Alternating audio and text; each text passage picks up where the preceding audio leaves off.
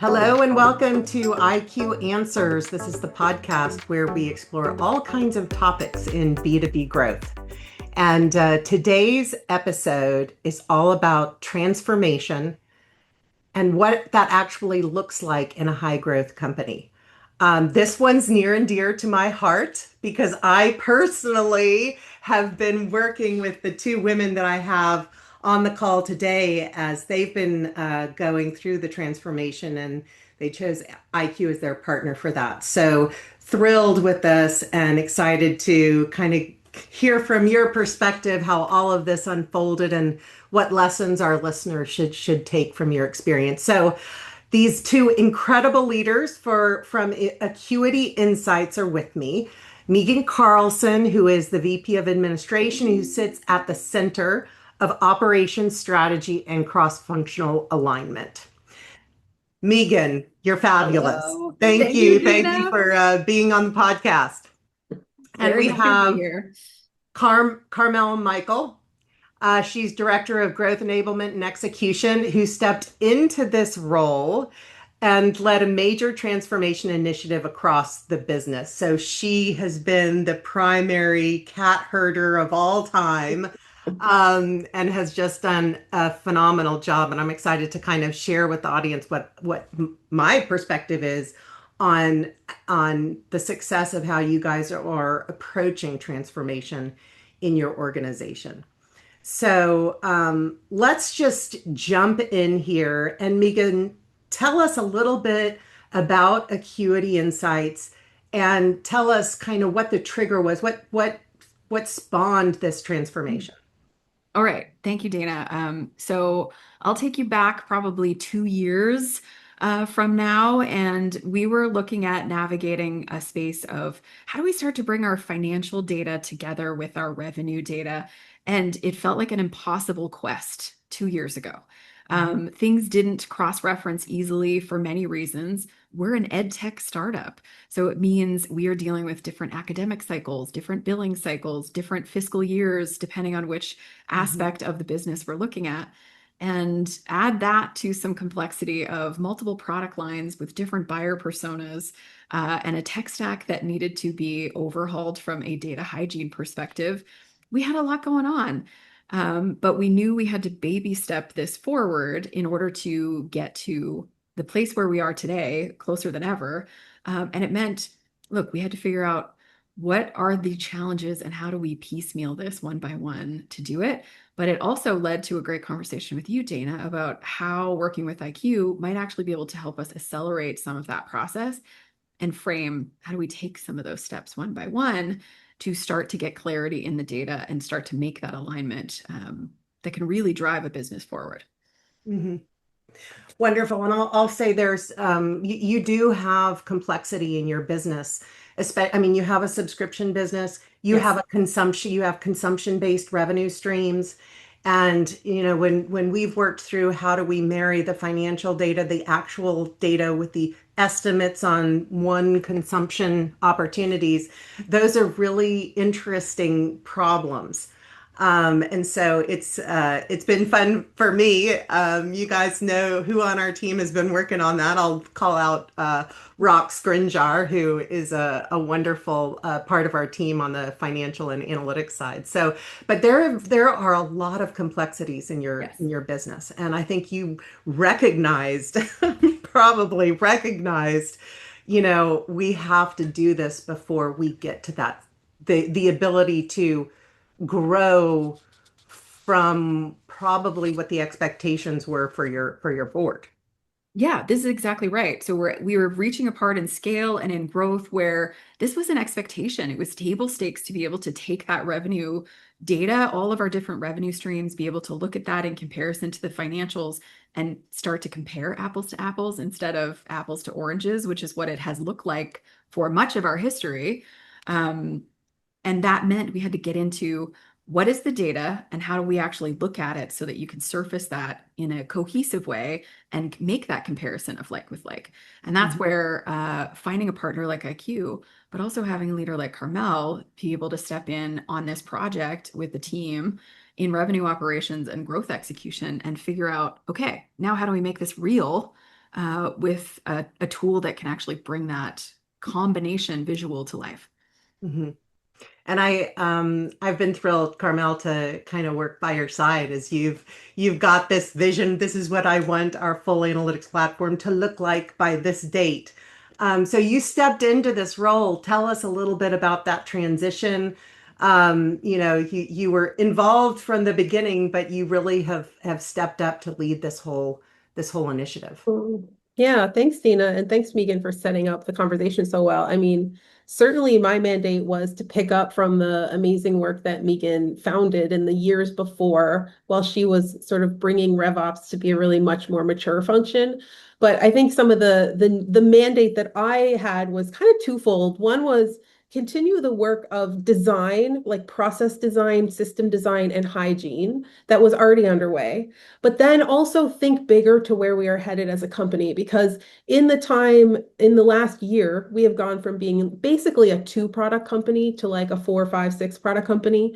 And that immediately makes everything you do more complex because now you just have more stuff in the data, more types of data, more buyers, more different types of scenarios, different pricing sets. You have cross sells, which by the way, we almost never had before. So there's all these different also GTM motions that need to be represented in what we do. And we were scaling our business, not just by product, but also how we show up in the market in an extremely challenging time for our customers. So like AI coming into higher education has been a giant disruptor, huge geopolitical movements changing in our customer base that are impacting their business and our business. And so just so much going on. So my mandate was continue the foundation that Meegan is building, and then solve some of the long-term problems that have kind of been haunting us that we could get away with and kind of cobble our way through before, when we were a smaller company and didn't have such a growth spurt and such huge opportunity ahead of us. And so that's sort of where I landed was, build that foundation. And now let's figure out how to build the second, third, and fourth story of this house in a more complex with very unpredictable weather around us. Mhm. Yeah, and I'll say just from my vantage point, something I've been super impressed with is that you're building the processes, you're fixing the data infrastructure, you're doing the cross-functional alignment, but you're also building the team to maintain it.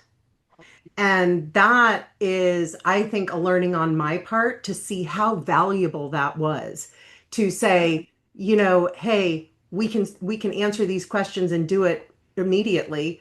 But if you allow the team to look at those processes and solve their problems and fix their puzzles, they're the ones that are going to maintain it over the long haul.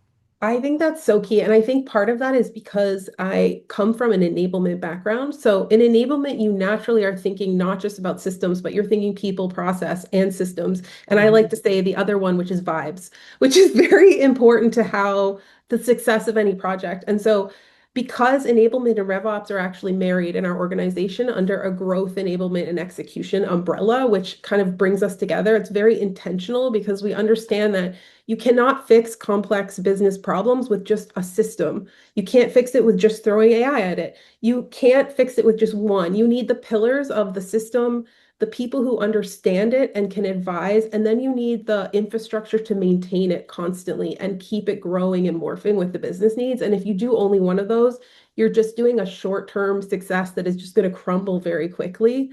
And so I definitely think taking a bigger enablement approach to like systems design and that collaborative thinking is super key to how something as complex as ayeQ can really bring ROI faster, but also more long term. Mhm. Carmel, I want to bring you back though to your fourth point, which was vibes, because I honestly think in something like this, which can be so heavy and so data intense and so nuanced, if you don't have that kind of element of fun and how you're celebrating those moments along the way, it makes the change process really onerous.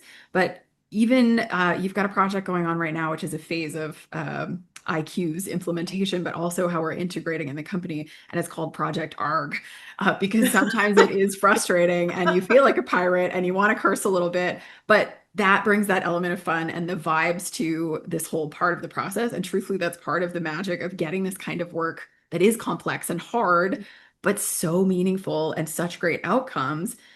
It just makes it easier to achieve as a collective. Yeah, and I think like the work is also really high stakes, so it can scare people a little bit, right? Like we know that the work we're doing right now with you at ayeQ, it is foundational to how our business is running from now on. It is foundational to how we forecast, report, think about our business, find insights that are meaningful for our planning. Like this is no small deal. And so certainly I feel healthy pressure that we get it right and that we keep all the right people involved. But celebrating every milestone as you hit it is really, really important. And when you're facing blockers, keeping the business, as in like the executive leaders, really focused on the bigger picture of where we're headed and why this is important is really helpful, especially when you run into bumps. And by the way, everyone and anyone is going to run into bumps in an implementation like this. Because Dana, what has made you so powerful as a partner is that ayeQ and all the advice and guidance we've gotten from you has been a real forcing function in changing so much within our internal business to make ayeQ be able to ingest the data and to make our data ready to be insightful in the platform. And so it is a bumpy road. And so you got to have some fun along the way. And you have to really have both vision and the right mixture of really thoughtful SMEs who you can rely on and build their trust. Because no one just is like, cool, a platform's going to fix all my metrics for me. They're not going to trust it unless they're involved deeply in the project of building it. Mhm. Yeah, and that trust is so important. And I think that's why, you see us on our side where we're going through the validation and it's like, one wrong number in an analytics platform and you lose credibility, right? So that rigor is always so incredibly important because the trust is so important. They don't trust it, they won't use it, right? And the investment would have been for nothing. Yeah. But let me step back a little bit and just let our listeners know kind of what systems are we talking about? What did you build the business on? How did it get to where it was when we started? And of course, now we're ingesting data from lots of different systems. Tell us about the system structure that we started working with. Carmel, you want me to start? Yeah, go for it. Okay, so when we first started having conversations about needing to bring our data together, we were at a point where Salesforce was our source of truth for the business, so our primary CRM. However, very important, notable, in 2021, we had the acquisition of 145 into Acuity Insights. So we had a combination instance of Salesforce to sort of make our two models work around processing our sales deals and our opportunities in Salesforce. However, our marketing information and how we were pushing forward with our marketing data as a whole was in HubSpot, and the two were synced. And they still are today. However, we've been able to, I'll let Carmel tell that story about how things have sort of evolved since then. But we have a couple of other systems that were plugged in here and had to make decisions about how does this come into the tech stack of the future. So we were using Churn Zero for customer success. We have some ticketing systems. We have Stripe and Zero as a couple of our financial data sources. So being able to look at how do you navigate this tech stack complexity and then pull those things in and be able to compare in the model what you need to be able to see. So it took a bit of a combination of what do we need to keep? What do we need to change? What do we need to evolve? And that's where Carmel's leadership and taking a look at all of this and making the plan forward had come in. And I love what you said, when I think of what you just said, Meegan, and then Carmel, you had said earlier that we had a forcing function. Yeah. Right. And I remember some of our earliest conversations, which were simply, how are we making money? What are our revenue streams? Right. And so it's almost when you design the revenue plan, when you design that from end to end, then you see whether your systems are giving you the right data or not. Absolutely. Right. And that's one of the things that I love is, okay, if that's our revenue stream, then we have to group all the opportunities that belong there. How are we going to do it? Right. And then it immediately shows, well, gosh, we're not tracking that. Or what are those fields? What are those clean fields? So Carmel, this was probably one of the, I think, foundational starts to the transformation when we just stepped back and said, and by the way, one department is looking at revenue streams one way and another department is looking at them another, right? Yeah. So And product categories. And so like the acquisition of the joining of the two instances in Salesforce has had a long legacy. Like I said, there were many things done to make it work in the interim. But then when you try and bring in an analytics layer that's going to ingest all of this consistently and tell the larger business story, what has happened is we've actually done some pretty serious Salesforce re-architecture projects in alignment with our ayeQ implementation that ultimately like we're so glad we had to. We're so glad that the ayeQ project kind of forced us there because it's things we knew for a long time we needed to do in the business, but either could not carve out the capacity or just like the complexity of it was often a blocker. And just having the ayeQ project as an anchor was really important. And you were 100% right because we had these, even though we were a company joined in all other ways, we still had these pretty siloed business lines. And so many of the whole, like the sales process and the rev ops process were quite different. We're now in the middle of really standardizing and bringing them all together so that we can look at both sides of the business as a single story when it's appropriate, but still pull it apart when you want to see it granularly. And that's super, super important because we have such a different story on one side about how we go after revenue, and very importantly, how bookings turn into revenue are very different stories in these two different sort of business lines. And so the ability to kind of zoom out, see a full story that can go to exec into the board and inform like large strategy, then zoom in to really inform really smart planning and like strategic initiatives. And frankly, having just a way better visibility to understand our business is really like we're right in the middle now of really starting to realize the benefits of that. And it's really game changing for every part of our business process. And super grateful that we had to go on the journey to get there. And we still have more to do, but some of the really foundational stuff has been done now, and we're really starting to feel it. yeah, I feel it as well, and even the addition of the financial data into the full platform, I think that when you talk about, how do our bookings turn into revenue? Tell a little bit of that story, Carmel. I got to kind of be on the sidelines for that. Yeah. Well, something unique about our business and working with higher ed is that our bookings run as they run, but our revenue runs really on academic cycles, right? The things that govern when our customers consume or use our tools are really run by the academic school year. And so there is a seasonality embedded in, more than half of our business. What it means is that there's often a long time period between when we close a booking and when that revenue actually comes into the business as cash, and then sometimes even a mother period when we can recognize it as revenue. I know that's common in many businesses, but it's a very real thing for us.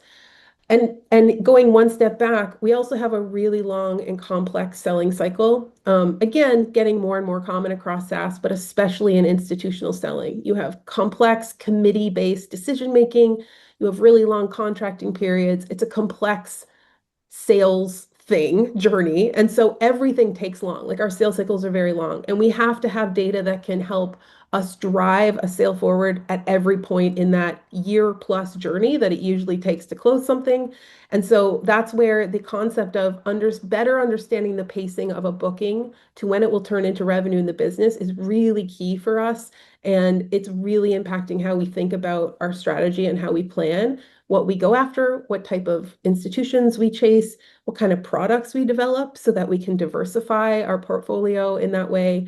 And how we always stay centered in like grounding ourselves in the customer partner. I shouldn't say customer because we actually don't think about them that way. Or we think of the institutions and programs we work with as true partners, which we really, really, really follow that model deeply. Um, and we have to constantly think about when they need us to do what, and how can we build our business model in a way that we can sustainably always be serving them in the way that they need to. And to do that, we have to have really smart business practices because of how the revenue to bookings pacing works for our business. Mhm. Yeah, I thought it was really interesting as we looked at the OKRs or the strategic initiatives as you guys turned into your new fiscal year, and looking at those and and then having the infrastructure to understand where do we need to, if we're going to achieve that objective, right? How does that mean the revenue architecture needs to be affected? And I thought that was really, really interesting, because, that ayeQ is the platform for go to market. All your OKRs are in there, right? It's, yeah, you got all the revenue stuff, but what are the things that you have to do beside the revenue plan to support that growth?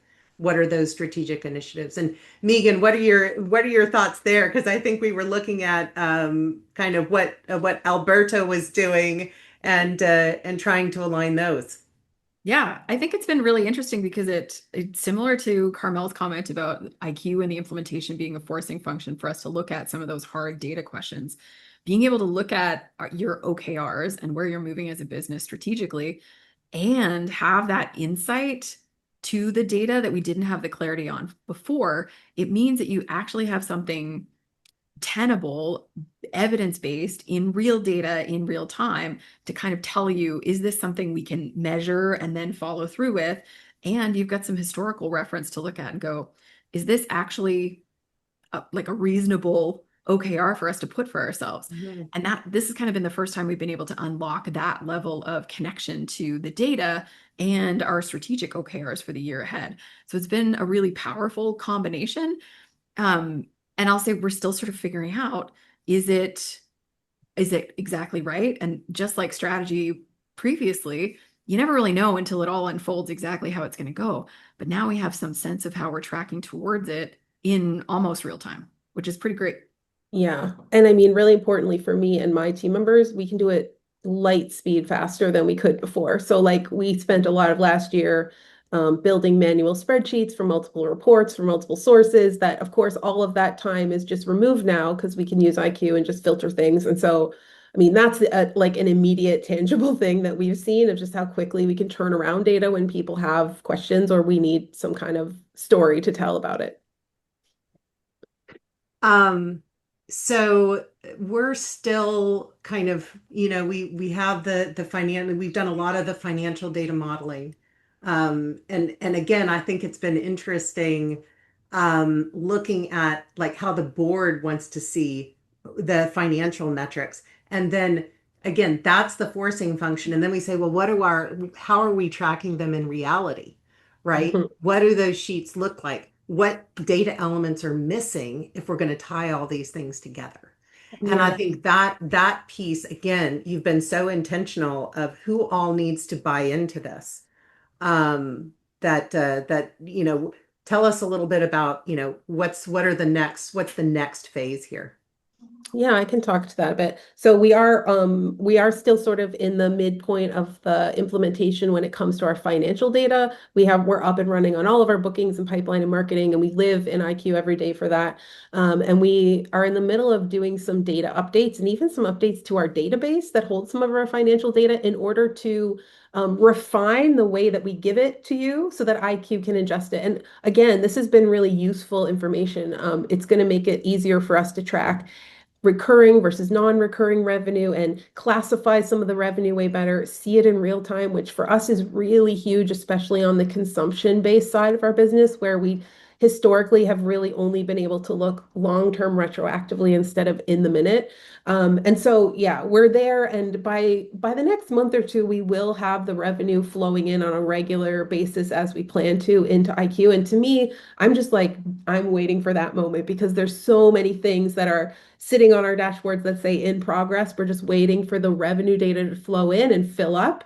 And we know already how we're going to use the waterfalls that it builds and what it can tell us about our actual customer level revenue data that so many teams want access to right now. The ability to just so quickly look up a single customer and, how much revenue did they bring in last month? That it sounds like a table stakes kind of thing, but in a business as complex as ours, it's really hard to have a single source of truth that any leader across the org can access and get that information. And ayeQ is going to have that. We also are pursuing the next stages of the project that Meegan mentioned called Project ARG, which a lot of our last quarter was about discovery and defining what we needed to fix. And next quarter is about implementing a bunch of those. And again, it's going to the very root of some of our processes around how we manage the life cycle of bookings and revenue. So only more to come, and ayeQ is only going to become more embedded in what we do. Fantastic. Fantastic. Well, you guys are, I think, you have such a great team. We worked with so many of your team through this project. We talked earlier about kind of, and I think this may be, Meegan, why you own administration and people and RevOps, right? Because you guys have this philosophy, which is really interesting. How are you seeing the adoption and the uptake at this point?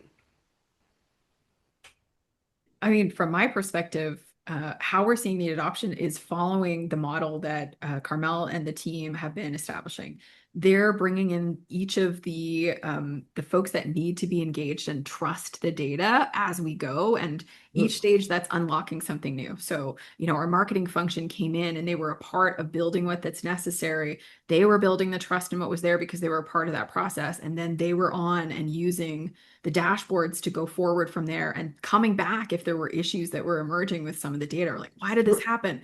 So you're building that connection. I think it does stem from the roots of enablement that Carmel's team has and thinks through philosophically. That's been true even with leadership. So, it starts with our VP of Growth, Alberto.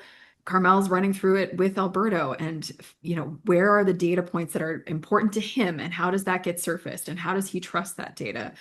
Same with our CEO and our director of finance, who are responsible for delivering our board reports right now, consulting with them on what is necessary to make sure it's going to hit the bar that our board is expecting, and what are the data points that are necessary for them to pull quickly in preparation for a board meeting.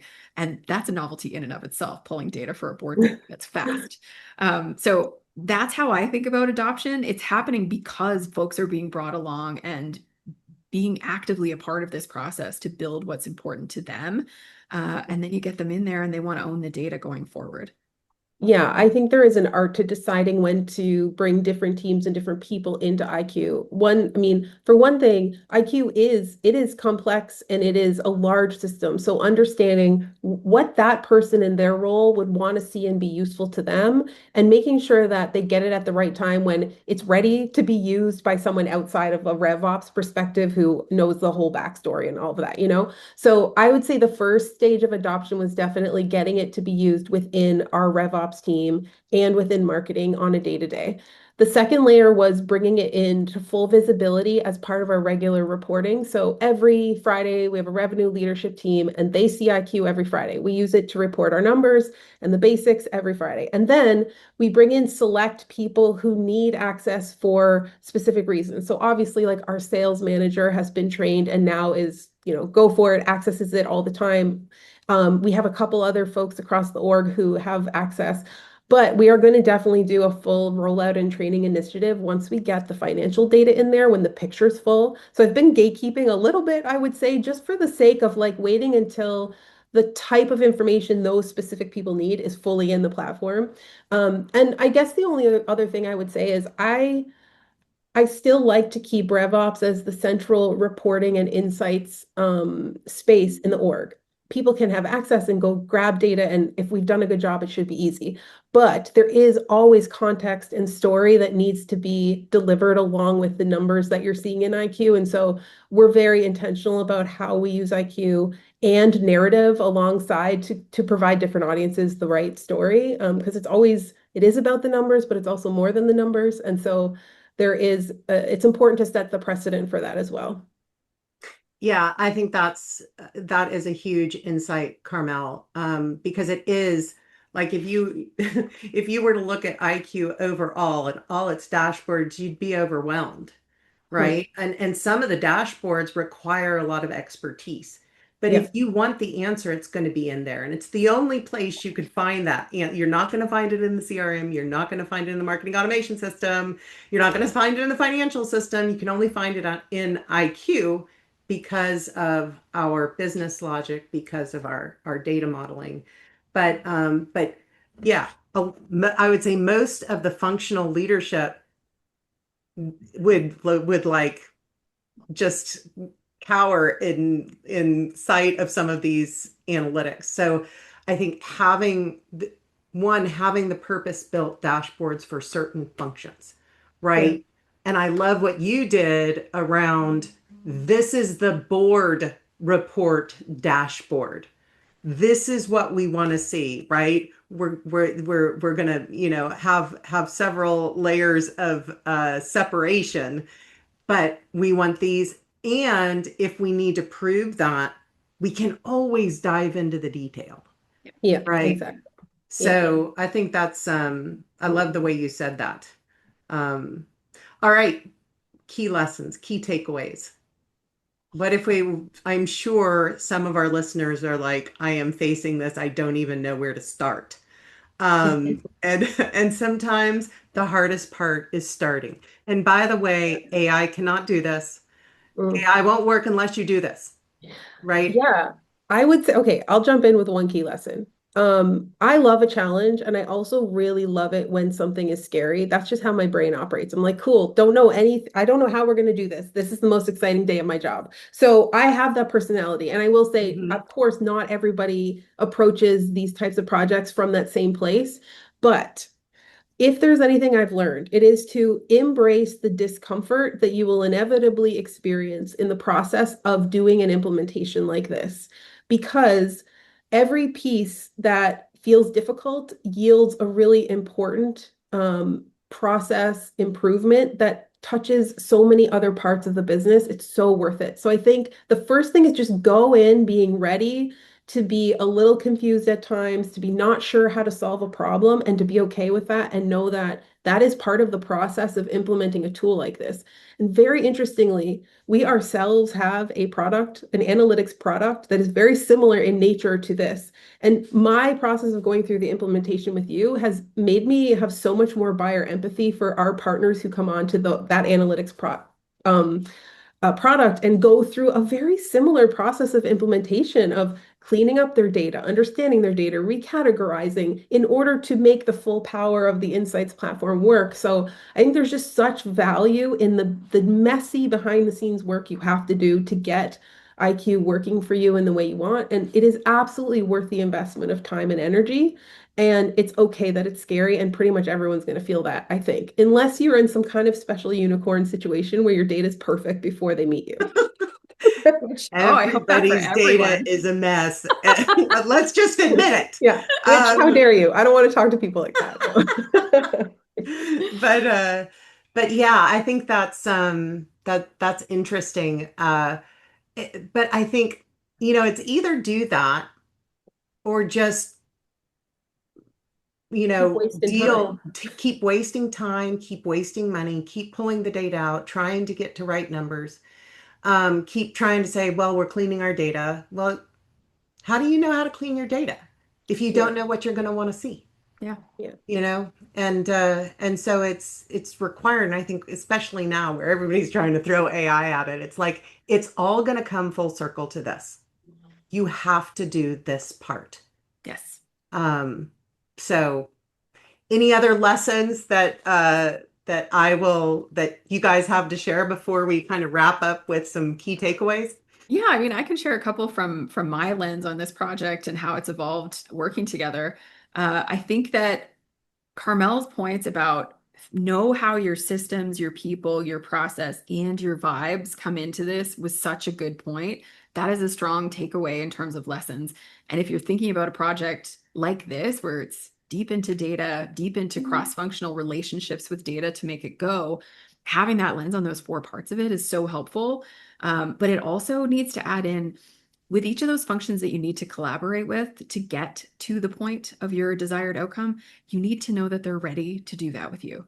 Because if I thought about trying to do this 2 years ago when Carmel was I don't think we would have gotten where we have gotten today.